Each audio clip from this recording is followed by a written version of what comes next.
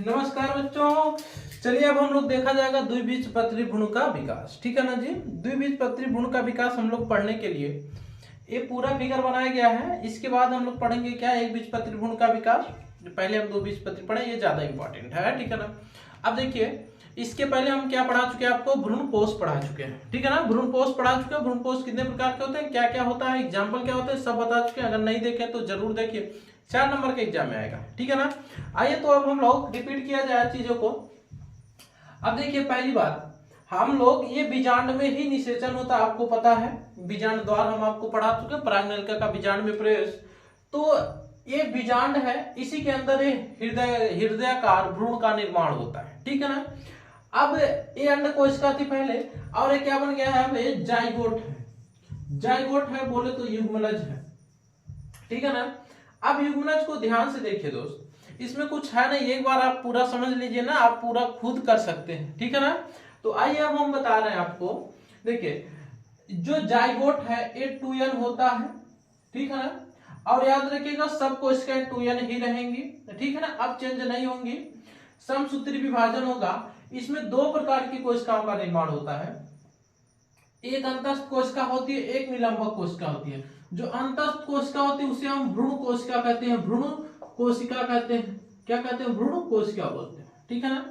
अब देखिए, जो अंतस्थ कोशिका है वो अनुदैर्ध्य विभाजन करती है। जो निलंबक कोशिका बोले सस्पेंसर से लोग क्या करती है, अनुप्रस्थ विभाजन करती है। देखिए, अनुदैर्ध्य विभाजन का मतलब ना, आपको किसी से इसे बराबर भागों में, दो भागों में इसे लंबवत काट दिया जाए।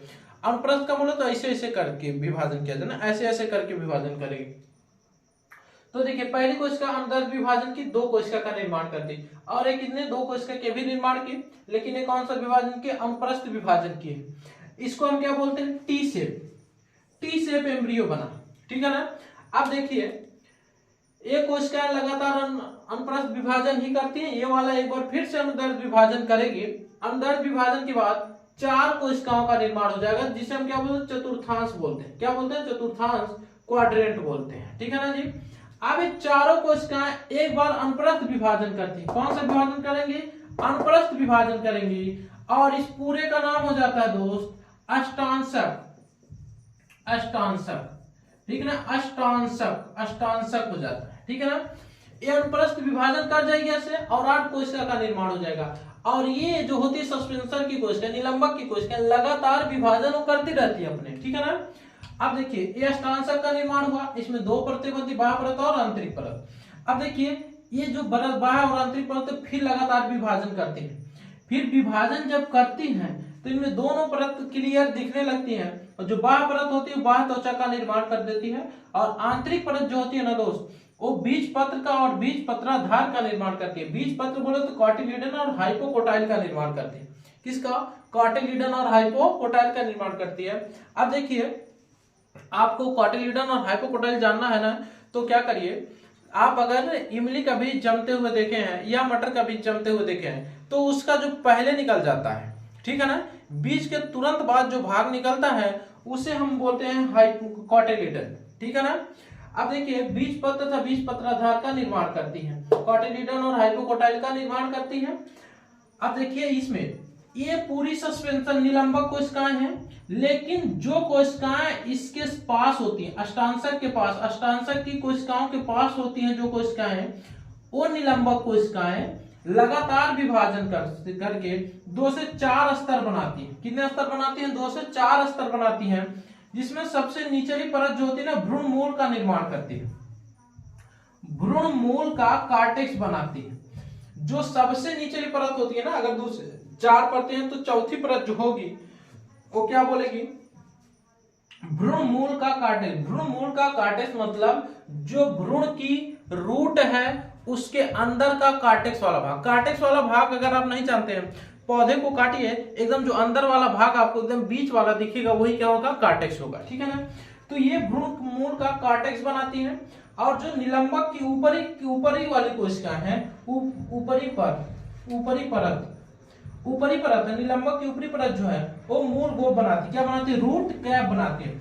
रूट कैप बोले तो आप जानते हैं, आप अगर नहीं देखें दोस्त, तो आम का पौधा उखाड़िए, छोटा वाला, बड़ा वाला कहाँ उखाड़ पाओगे आप, उखाड़िए और उसका एकदम लास्ट वाला भाग आप देखेंगे तो थोड़ा सा लाल सा दिखेगा या तो बहुत सफेद सा दिखेगा, वो होता है रूट कैप। वही बनाती है निलंबक की सबसे ऊपरी परत, क्या बना, रूट कैप। आप बोलेंगे सर जी रूट कैप का काम क्या है? जिसे हम लोग अपने ऊपर टोपी लगाते हैं ना अपनी सुरक्षा के लिए, वैसे ही आम भी, और कोई टोपी मत समझना, ठीक है ना, वैसे ही आम भी क्या करता है, जब उसको अंदर घुसेड़ना रहता है, मतलब तो जमीन के अंदर जाना रहता है, तो क्या करता है, अपनी वो कैप को पहले ले जाता है, मतलब जो उसकी जड़ें हैं उसको क्षति ना पहुंचे, इसलिए पहले अपनी कैप को घुसेड़ता है, और उसको घुसेड़ने के बाद क्या करेगा, तब अपनी जड़ों को लेकर जाता है साथ, ठीक है ना।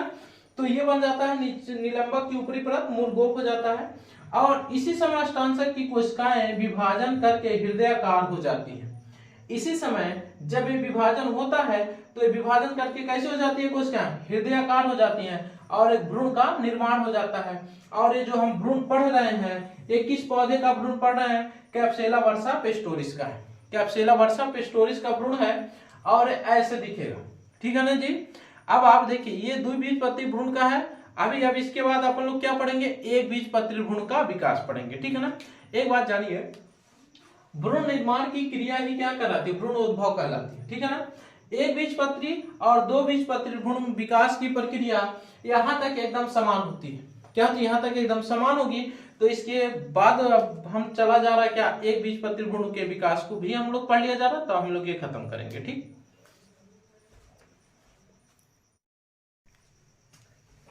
देखिए एक बीजपत्री भ्रूण का विकास हम लोग किस में पढ़ेंगे, ल्यूजियोला फास्टेरी में, ठीक है ना। ये एक बीजपत्री पौधा होता है ल्यूजियोला फास्टेरी। अब देखिए इसमें भी भ्रूण का विकास जो होता है द्विबीजपत्री जैसा ही होता है, थोड़ी सी अवस्थाएं आगे थोड़ी सी अलग है, नहीं तो यहाँ तक तो हम लोग को सेम ही दिख रहा है आपको भी। तो देखिए जो जाइगोट होता है, क्या होता है, युग्मनज, युग्मनज, युग्मनज जो होता है, युग्मनज, जाइगोट, जाइगोट, ठीक है ना, समसूत्री विभाजन करता है। क्या करता है, समसूत्री विभाजन करता है। और क्या बना, शीर्षस्थ कोशिका बनाता है और एक आधारी कोशिका बनाता है। शीर्षस्थ कोशिका दो बार लंबवत विभाजन करती है, अनुदैर्ध्य विभाजन करती है, और एक दो से फिर चार बना देती है, चार बना देंगे, और ये भी क्या बना देती, दो कोशिका। इसका नाम एम और सीआई कोशिका रख दिया गया है। आपको अलग अलग किताबों में अलग अलग नाम रहेगा, लेकिन दोनों क्या आधारी कोशिकाएं ही विभाजन की है, ठीक है ना। अब देखिए ये वाले जो चतुर्थांश बना है, ये फिर अनुप्रस्थ विभाजन कर जाता है। कौन सा विभाजन, आप लिख लीजिएगा, ये अनुप्रस्थ विभाजन कर जाएगा, और ये कोशिका लगातार नीचे की तरफ विभाजन करती रहती है, ठीक है ना। अब देखिए जब ये अनुप्रस्थ विभाजन कर जाएगा तो दो परत का निर्माण होता है, एक बाह्य परत और आंतरिक परत। जो बाह्य परत होती है दोस्त, ये बीजपत्र का ऊपरी भाग तथा बीजपत्राधार और परांकुर बनाती है। बाह्य परत क्या बनाती है, बीजपत्र का ऊपरी भाग और बीजपत्राधार और परांकुर बनाती है, ठीक है ना।